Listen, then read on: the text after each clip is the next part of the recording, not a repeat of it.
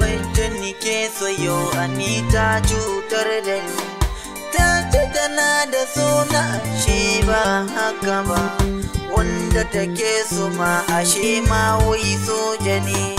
Na shiga yanayi ba ma san ya zan yi ba.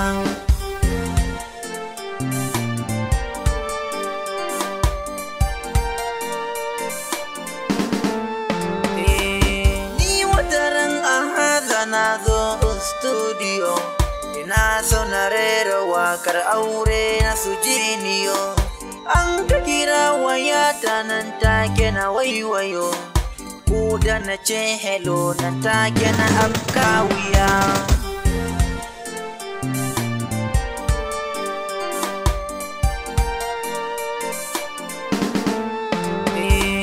Lambar sabuwa domin ban saka suna ba, sai na ce hello sunan ma ban san shi ba, sai aka ce a haza bacci ban yi shi ba.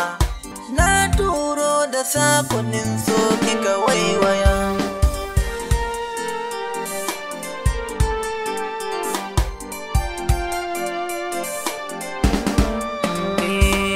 Sai na ce malama sayani ban san ki ba, wace ce ke muryar ma ban taba jinta ba, sai ta ce a hazan wakar ka kamar ta ba, kai ka bugo waƙoƙin so sun shiga zuciya.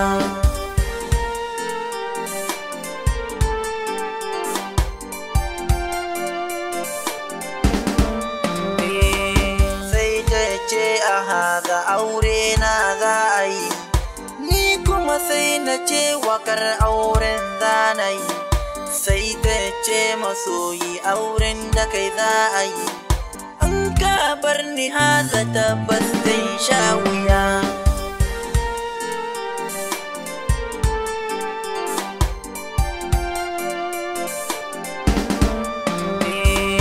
Kalaman bakinta dai a haza na tausaya, ni ban san ta ba amma ta shiga zuciya, na ce masoyiya nan take ta yi dariya, dariyar nan da ta yi yo ta shiga zuciya.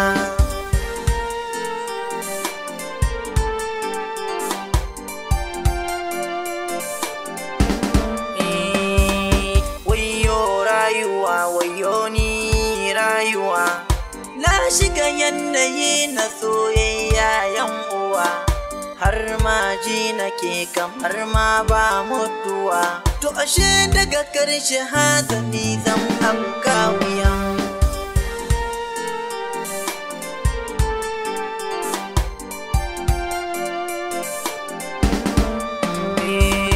Wacce nike so yau Anita cutar da ni, ta ce tana da suna shi ba haka ba, wanda take so ma ashe ma wai soja ne.